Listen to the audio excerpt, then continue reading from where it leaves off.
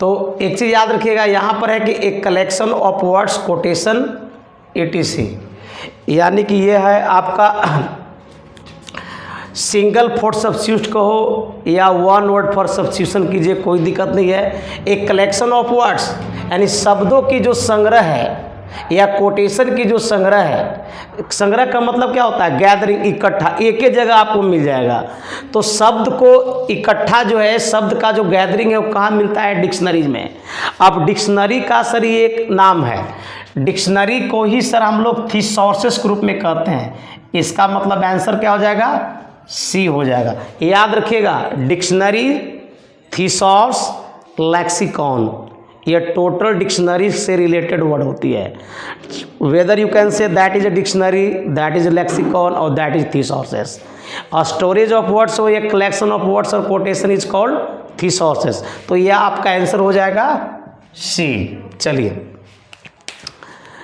Next देखिएगा, out and out means. देखिए out and out, out and out का मतलब हिंदी होता है पूरी तरह से। अब पूरी तरह से जो अंग्रेजी है यहाँ पे दिया हुआ है, ए कॉज ऑफ क्वारेल, नहीं, ये झगड़ने की कारण होगा ही नहीं।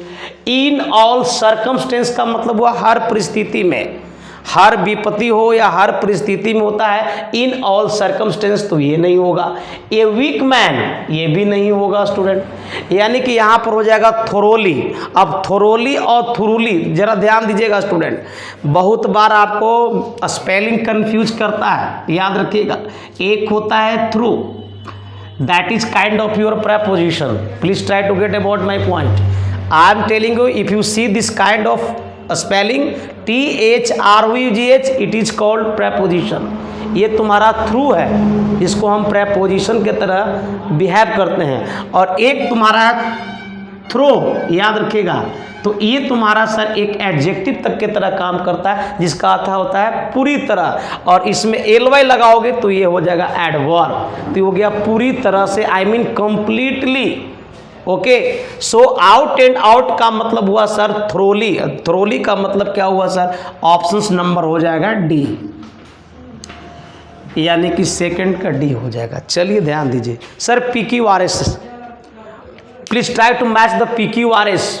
कहता है कि from the tandoor, also use to make roti और naan. Tandoor chicken gets its name, और क्ले ओवन विच इज। अब now try to match it.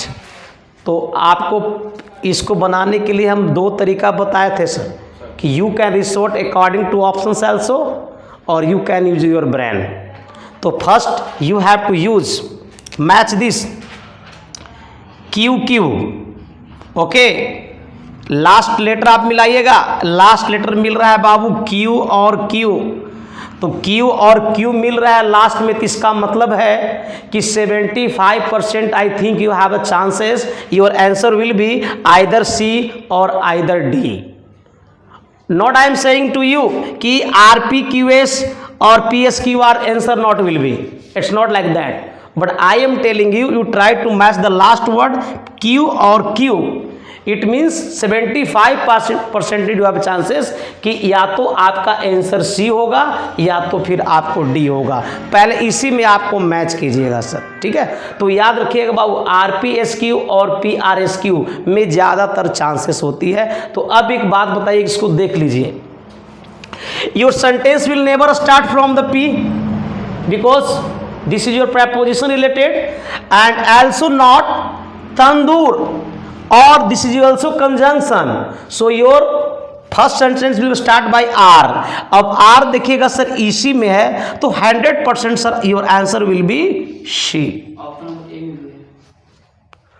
ए में भी है और ए के बाद P है, लास्ट में आपका Q आएगा, तो लास्ट में Q आएगा तो लास्ट में क्या है? R, यानी कि ऑप्शन सर हो जाएगा C। Okay,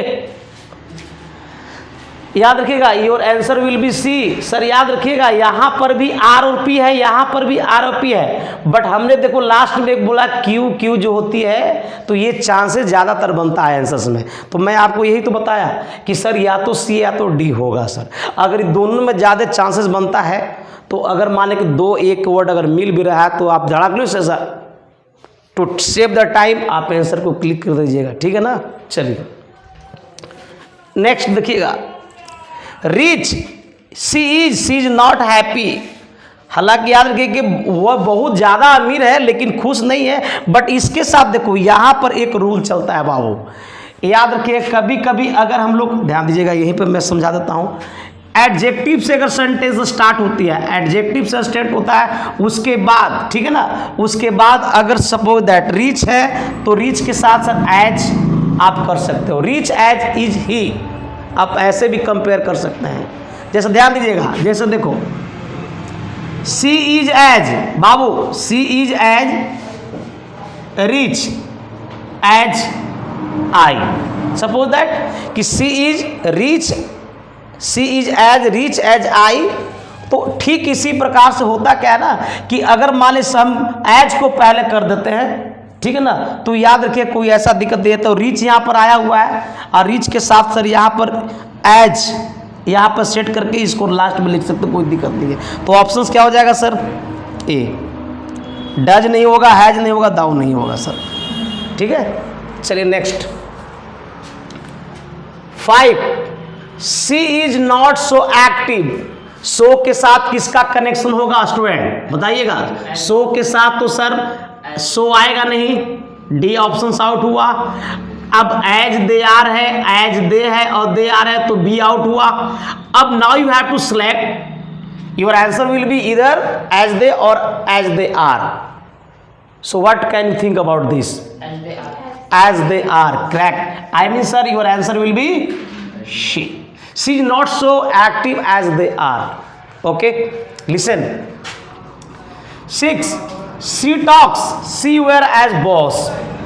C talk she were as boss.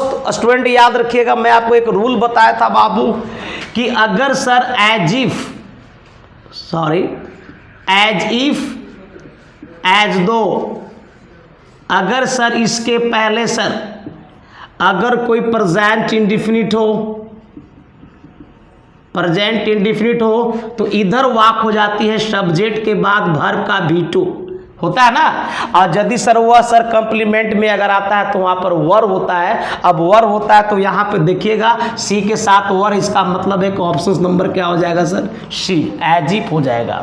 याद रखिएगा your answer may be D, but before this word we are not watching any as.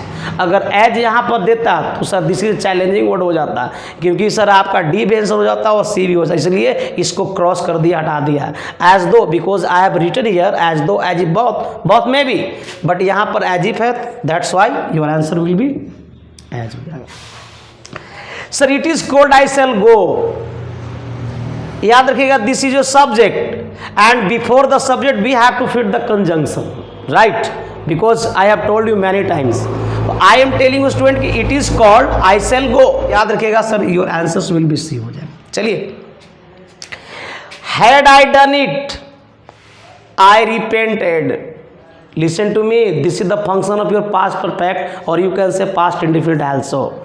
So इसका स्ट्रक्चर हमने एक बार बताया था बाबू, जरा ध्यान देना। इसका स्ट्रक्चर मैंने बताया था कि इफ के बाद यदि सब्जेक्ट प्लस अगर हैड प्लस V3 हो तो साइड में यानी कि राइट साइड में क्या हो जाता है, सब्जेक्ट प्लस वुड न बाबू, would plus have plus V3 हो जाता है। लेकिन सर याद रखिएगा मैं ये भी बताया था कि कभी कभी सर इफ को गायब कर देता है और हेड को पहले चलाता है। जैसे इसका फार्मूला ऐसे भी होता है कि head plus subject plus V3, तो सर फार्मूला याद रखिए इसी पर सेट करोगे। तो यहाँ देखिएगा यहाँ पर आपको एक तरफ आ गया है तो दूसरा तरफ V3 ऑलरेडी दिया हुआ है, तो हमको क्या चाहिए सर, वुड हैव सर। तो वुड हैव में वुड सिर्फ है, हैव नहीं होगा। देखो यहाँ पर बीन सेट कर दिया, क्या हो जाएगा आंसर, डी हो जाएगा बाबू। ठीक है, नेगेटिव ले लिया कोई दिक्कत नहीं है, तो आंसर क्या हो जाएगा आपका, डी हो जाएगा। चलिए, this book is containing good subject matter. याद रखिएगा दिस बुक में कोई दिक्कत नहीं है। इज कंटेनिंग अगर बुक के अकॉर्डिंग इज है तो दैट विल बी राइट है, बट कंटेनिंग एक कंटेंस लिख दीजिए सर, कोई दिक्कत नहीं, इसको प्रेजेंट इंडिपेंडेंट कर दीजिए। This book contains good subject matter, तो आपका पार्ट हो गया बी। नाउ लेट्स सी 10 में कहता है कि मिटिगेट का मतलब होता है सर आपका किसी चीज़ को कम करना, रिड्यूस होता है। अब रिड्यूस का मतलब कम करना, तो उसका सिनोनिम्स मांग रहा है। अगर हम देखते हैं सर तो मिटिगेट का मतलब कम करना, एक्सटेंड, ये तो इसका विपरीत है। इनलार्जन, ये भी इसका सर विपरीत है। और प्रोग्रेस, ये भी इसका विपरीत है। तो इसका आंसर एक ही आता है, वो होता है सर आपका डी, यानी sir answer will B shorten.